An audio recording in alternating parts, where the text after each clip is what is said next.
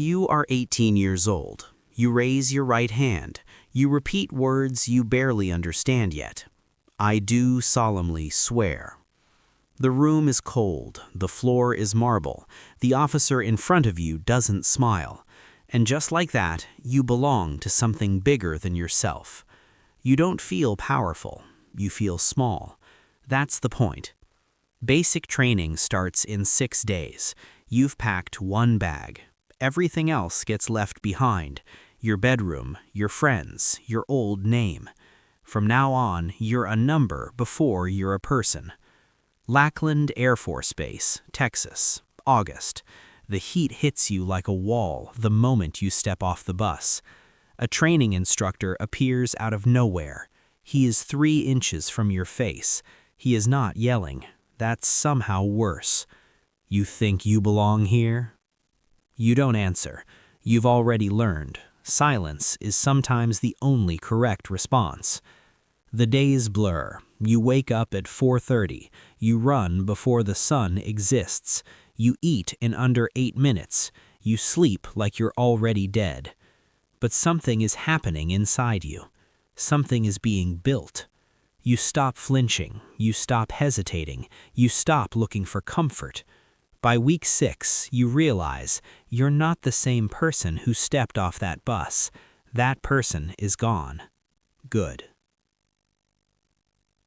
You graduate officer training school with a handshake and a certificate. Your parents are in the crowd. Your mother cries. Your father stands very straight. You pin on your second lieutenant bars with fingers that won't stop trembling. Not from fear, from something you don't have a word for yet. Pilot training is next. Laughlin Air Force Base, Del Rio, Texas. A town so small and so hot it feels like the world forgot about it. The T-6 Texan II is your first aircraft. It's loud, unforgiving, and beautiful. The moment it leaves the runway for the first time, with you at the controls, something in your chest permanently shifts. You are no longer on the ground. You are never fully on the ground again. But flying isn't just flying. It's physics. It's physics under pressure. It's physics while oxygen is thin and your instructor is silent, and you are making 17 decisions per second. You fail your first solo maneuver check. They sit you down in a beige office and tell you it happens. It doesn't feel like it happens. It feels like everything is over. You go back to your room, you stare at the ceiling for 40 minutes, then you get up, open your flight manual, and start again from page 1. That's the moment, right there. Not when you pass, not when you get your wings. That moment, alone, on the floor, reading, that's when you actually become a pilot. You pass the check ride 6 days later. Your instructor gives you a nod, not a smile, a nod. It is the best thing anyone has ever given you. You get your assignment, F-16 Fighting Falcon, Hill Air Force Base, Utah. You tell people casually like it doesn't mean everything. Inside, you are on fire. The F-16 is not like anything you've trained on. It's a single-engine, single-seat, fly-by-wire fighter jet that was designed in the Cold War to kill other fighters before they see you coming. It doesn't forgive mistakes. There are no second chances at Mach 1. Your first flight in the F-16 is pure adrenaline wrapped in terror. 9 Gs, 9 times your body weight pressing you into your seat. Your vision narrows to a tunnel. A gray ring closes in from the edges. You tense every muscle in your lower body the way they trained you. You breathe through it. The gray pulls back. You're still flying. You scream, not in fear, not exactly, in something that is the cousin of fear, but lives on the other side of it. Life on base has a rhythm now. You fly, you debrief, you study, you fly again. Your social world shrinks to a handful of pilots who understand what this life costs. Your relationships outside the base start to feel like they belong to someone else's story. Your first girlfriend says you've changed. She's not wrong. She leaves on a Tuesday.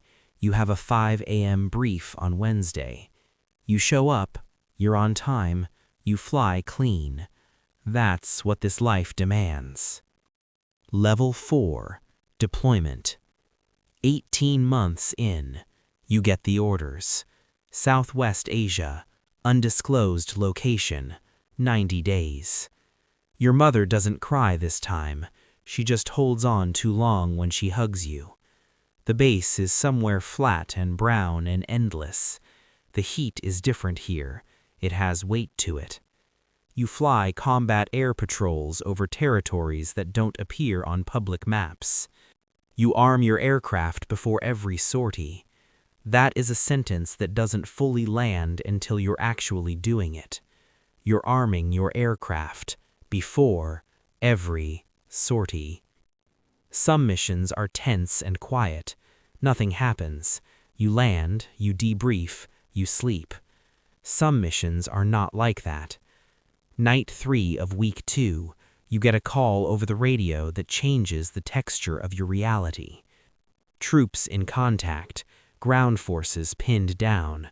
You are the closest asset. You descend through the dark. Everything inside you goes very still.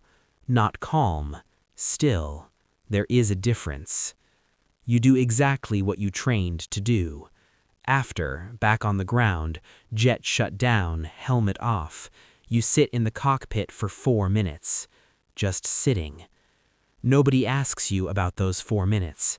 You don't talk about them, but they never fully leave you either. You rotate home after 93 days. The air back home smells different, wet, green, almost overwhelming. You sit in your car in the parking lot of a grocery store for 20 minutes because the lights inside feel too bright and the choices feel too many, and everything is fine, but your body hasn't gotten that message yet. You go inside eventually. You buy cereal and orange juice. You go home. You don't tell anyone about the parking lot. Level 5, the promotion. Years pass the way they do in this life, fast and structured and marked by milestones. Captain, then major. Each promotion is a ceremony. Each ceremony is a collar tightened slightly more. More responsibility, more visibility, more eyes on every move you make. You're in your mid-30s now. You have a family, somehow. A spouse who understood what they were signing up for, mostly. Kids who ask why you miss dinners. You are assigned as a squadron operations officer. Effectively, you run flight operations for a fighter squadron. 150 people, 12 aircraft, their lives, their training, their readiness, on you. The paperwork alone would bury a smaller person. You brief foreign dignitaries. You sit across from generals and don't blink. You learn very quickly that rank has a language, and if you don't speak it fluently, you don't survive. You also learn that the Air Force doesn't just want good pilots anymore. It wants strategists. It wants politicians in uniform. It wants people who can perform at 30,000 feet and in congressional briefings with equal composure. You become that person. The question you stop asking yourself, because it has no useful answer, is whether you chose this or whether it chose you. Level 6, Lieutenant Colonel. You pin the silver oak leaves at a ceremony in Washington, D.C. Your kids are old enough now to understand what's happening. Your oldest looks at you in your dress blues and says, quietly, "Are you important?" You don't know how to answer that. You are given command of a fighter squadron, your squadron. 24 F-35s, 300 personnel, $1 billion in equipment under your signature. The first morning you walk into your squadron building as the commander, the place goes quiet. Not afraid quiet, respect quiet. It is the most powerful moment of your career so far. And immediately, the weight of it arrives. Because command is not what it looks like from the outside. Command is being responsible for a young captain who made a navigation error over hostile airspace, and now you have to decide whether to ground him or protect him. Command is a maintenance sergeant whose wife is leaving him and whose hands are shaking, and who is about to sign off on an aircraft inspection that 3 other lives depend on. Command is the phone call at 2 in the morning. Every commander dreads it. The 2 a.m. phone call. 6 months in, yours comes. A training accident. One of yours, a pilot, 26 years old, from Nebraska. He doesn't make it. You are the one who calls his parents. You have rehearsed this call. You have been trained for this call. Nothing prepares you for this call. You hold the phone for a long time after. Then you write the report. Then you brief the wing. Then you stand in front of your squadron the next morning and you hold it together because that is what command requires. You hold it together for them. You find somewhere else, somewhere private, to fall apart. Level 7. The chessboard. Colonel, you didn't expect it this fast. Your contemporaries are surprised. A few are quietly resentful. You are assigned to the Pentagon, Joint Staff. The building itself feels like a separate country. Here, there are no cockpits. There are conference rooms with no windows, in screens that never turn off. You are now building strategy, not flying it.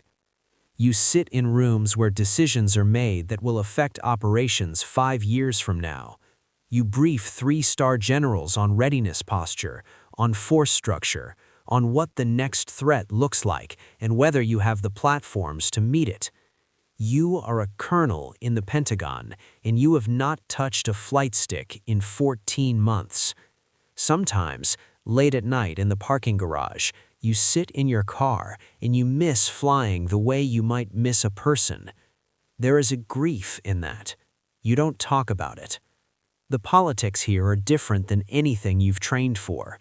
There are officers who smile while they undercut you, civilians who control budgets with more power than any general, contractors in the hallways who know your name before they know theirs. You learn to navigate it. You learn that information is currency here. Who knows what? Who controls the briefing? Who sits closest to the decision maker? You play the game. You tell yourself you play it with integrity. Mostly, you do. Level 8. The Wing. The call comes on a Friday afternoon.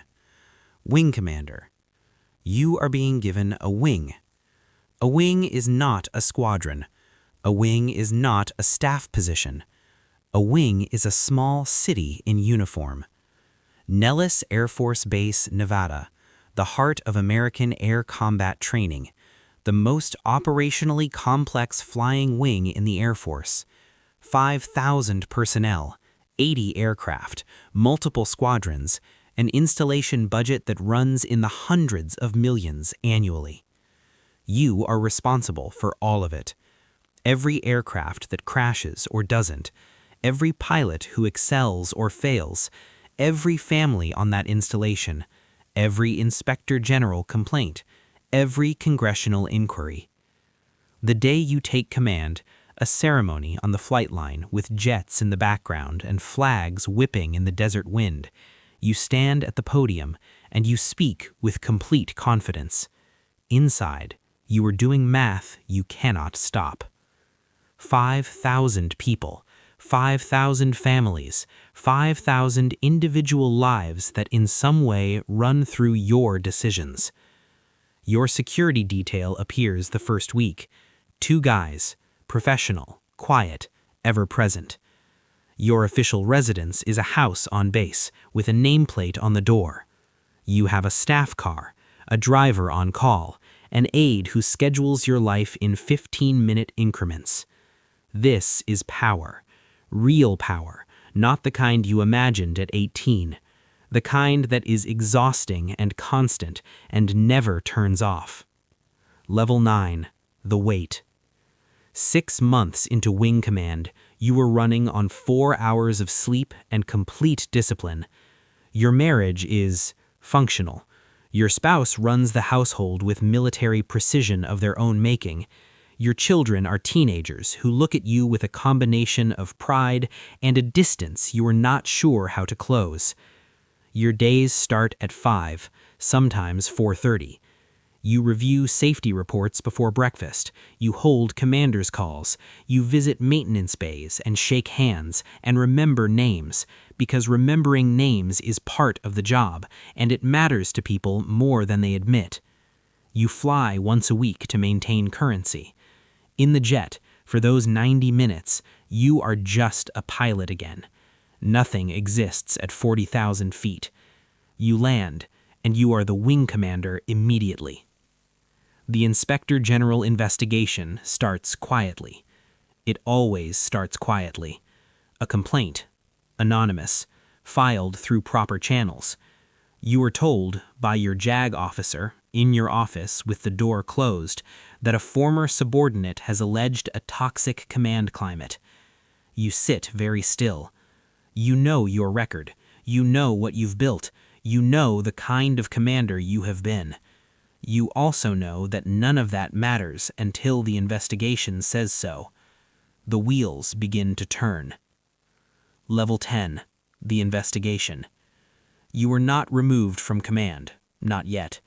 The investigation is conducted by an outside wing. Interviews begin. Your staff is interviewed, your former squadron commanders, pilots who served under you years ago. You were interviewed for 4 hours by a colonel you've never met. You answer everything. You have nothing to hide. But the process itself is its own punishment. The base notices. Bases always notice. In the hallways, the same hallways where people stood straighter when you passed, you now detect something else. Not disrespect, uncertainty. The slight recalibration of people who aren't sure which way the wind is blowing. Your boss, a 2-star, calls you in. He is professional, measured. He tells you to stay the course. He tells you the process must run its way. He doesn't tell you he believes you. He doesn't tell you he doesn't. That ambiguity is its own message. You go home. Your spouse is already asleep. You stand in the kitchen at 11:30 p.m. in your service uniform, and you drink a glass of water, and you stare at the floor. 22 years. 22 years of everything this life demanded, and you are standing in a government-issued kitchen, wondering if one anonymous complaint is going to define it. Level 11, the fracture. The investigation concludes. Unsubstantiated. The complaint did not hold up. There is no finding of misconduct. Your record remains clean. You are told this in the same office by the same JAG officer. You nod. You thank them. You stand up and you leave. You expect to feel relief. You feel something more complicated than relief. Because the truth is, the investigation showed you things about your command you hadn't fully seen. Feedback from subordinates that surprised you. Perceptions of your leadership style that didn't match your intention. You weren't toxic, but you weren't always what you thought you were. That's a harder thing to sit with than an accusation. You call your most trusted squadron commander into your office. You close the door. You say, and these are words you have never said in 22 years of military service, "Tell me what I'm getting wrong." She looks at you for a long moment. Then she tells you. You listen to all of it without interrupting. That meeting, quiet, uncomfortable, honest, is the best piece of command work you have done in years. Level 12, the last flight. Brigadier General selection results are released on a Thursday morning. Your name is not on the list. You find out the way everyone does, through the official release, sitting at your desk with your morning coffee. You read the list twice. You close your laptop. You sit for a while. Then you get up, walk out of your office, and you tell your aide to clear your afternoon. You go to the flight line. You suit up without ceremony. You take an F-35 up for a solo flight. No mission, no training objective, no purpose on the schedule. You fly north, over the desert, over the edge of the mountains, into airspace that is clean and empty and completely yours for 37 minutes.